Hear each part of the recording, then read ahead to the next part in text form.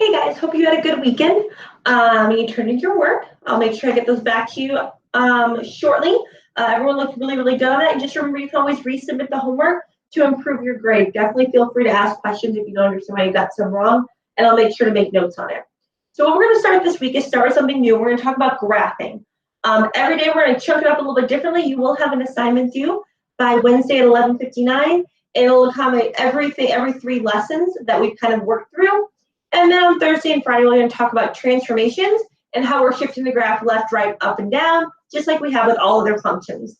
So we're going to talk about growth and decay today, and mostly with exponentials, talk a little bit about logs, and mostly just exponential functions. And how I'm going to do that, the PDF notes that's online on Schoology, you can look those up. And I also handwrote notes that I'm going to talk you through with those. So let's look at those.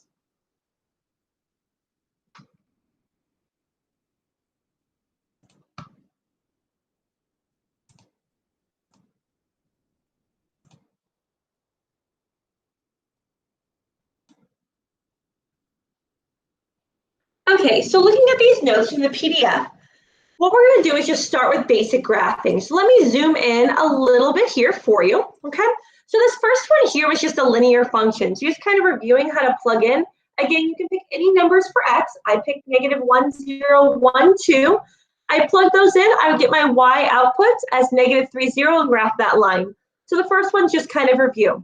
2 and 3 have to do with exponential graphing. So right now we know nothing about the graphs look like, nothing about what's going on. So how do we do all that? Well, I picked numbers for x's just like I did with linears and plugged them in. So let's start with -1. So I plug in -1 into the equation here, and I get 2 to the -1. That equals 1/2, okay? Because the negative x1 tells me to flip it. Then I plugged in 0. Anything to the 0 power is 1, so I get 0, 1, okay? Then I plugged in 1, 2 to the first power is 2, so forth and so on. So then I would graph those points and get an idea of what the graph's looking like. Because again, I have no idea what's going on with exponentials yet. Okay, let's do 3 as well. So 3 is y equals 2 times 3 to the x. You have to remember to follow order operations here. So you have to do your exponents first and then you're multiplying. A lot of people are going to mess that up. So again, I picked the same x values just to stay consistent. And I get 3 to the -1. Well, the negative tells me to flip it, so I get 2 times 1/3, which is 2/3. So -1, 2/3 is my first point. You notice that this is a little bit bigger than this one here. There's a trick there. The next one, let's do 0. So I get 3 to the 0 power is 1. 2 times 1 is 2. So again, I would just go through and plug in these x values and get my y's, and then get an idea of what the graph looked like. I would suggest to do that just on a sheet of paper or on a whiteboard or something like that, or in your graphing calculator, just so you get an idea of what a basic exponential graph looks like before you dig any deeper in the notes. So what we're going to do today is do what are some characteristics of a graph of an exponential function. That's the whole point of our lesson today, is talking about exponentials and the basics of it. Well, you guys know I love to do these type problems. So what I would have you do right now if we were in class is we would look at these graphs right here. And I would say, okay, here's some equations, here's some graphs, let's match them up. And I already have the answers here on the right for you, but let's act like I don't have those on there for you yet. So I have A is 2 to the x, B is 3 to the x, C 4 to the x, so forth and so on. So right away, if I'm just looking at the equations, I notice the big number next to the exponent, on 3 of them is a whole number, on 3 of them is a fraction. That's important. That way I can separate up probably 3 graphs into 3 graphs. And if I look at it, 1, 3, and 6 are graphs that are going up left to right. And 2, 4, and 5 are graphs that are going down left to right. So I bet those graphs and those equations that I separate up go hand in hand. So what I would ask you to do next is do a table on a couple of them, and or use your graphing calculator to kind of investigate what's going on there. So when you do that, you'll see that A goes with 1, B goes with 6, C with 3, D with 4, E with 2, and F with 5. Okay, that's great, but you know I like to talk about characteristics of the graph and kind of what's going on, because it's great, but I'm not always going to have that graphing calculator available to me. So what do I do from there? Well, if I'm just looking at these graphs, I notice that the whole numbers, the big numbers, 2, 3, and 4, the graphs are all going up, right, left to right. And then I notice D, E, and F, those graphs are going down left to right. Something's going on there, okay? So if I look at this, 1 is an example of growth. So is 3, and so is 6. 2, 4, and 5 are examples of decay. The graph is going down, okay? So how can we kind of put that all together and kind of what does that mean? Well, the first one we're going to talk about is exponential growth. So exponential growth, this is talking about the parent function. We'll start moving things around next Thursday and Friday. So with the parent function, it's always exponential growth when b is greater than 1. B is a number attached to x. So looking up here, A, B, and C are growth equations. And if I look at the graphs are going up left to right. What else can I investigate here? There's an asymptote at x equals 0. We'll talk more about that and we'll move the asymptote and transformations. It also says right here that 0, 1 is always a point on the parent function and 1, b is always a point. So let's look here. Well, 0, 1 is on all of my graphs, so that seems like it's right. Let's just look at the exponential growth ones though. So B here on A is 2, and it goes with 1 and 1, 2. B goes with 6. B is 3, so 1, 3. C goes with 3, so 1, 4.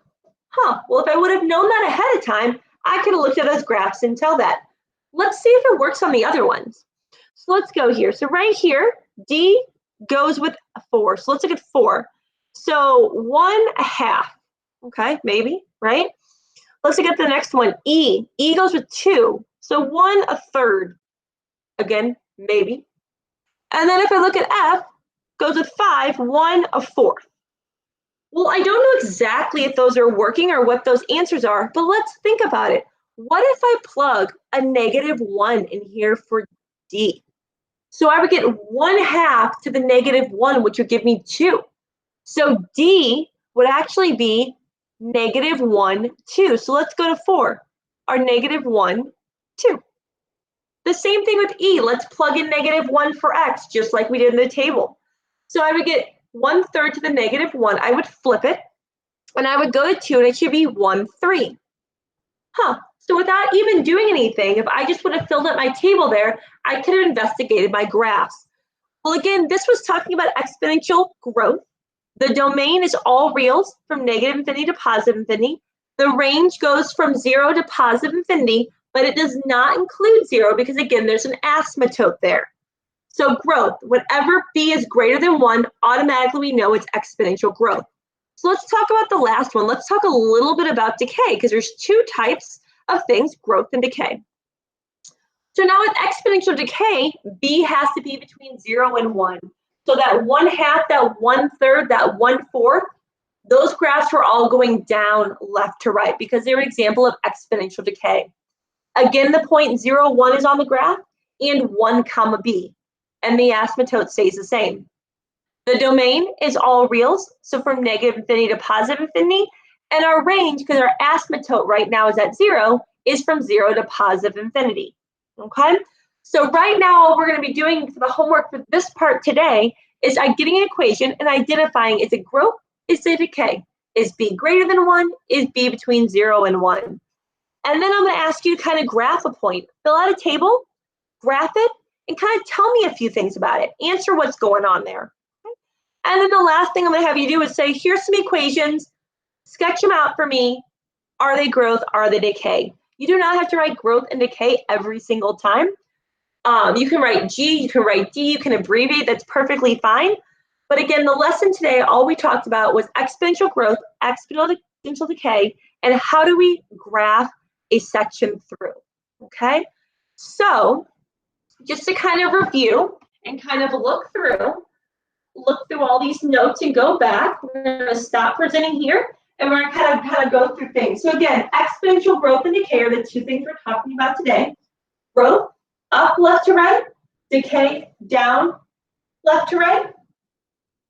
Y equals b to the x is the exponential basic function. B is greater than 1, it's growth. B is between 0 and 1, it's decay. And these are the always go-to ports if you're going to classify anything, okay? So if you have any questions, I hope to see you on Zoom. Take your time. This is going to be new material all this week. So don't get frustrated. Ask tons and tons of questions. Feel free to email me, and we'll get through this together. I hope you guys have a great day. Thanks for watching.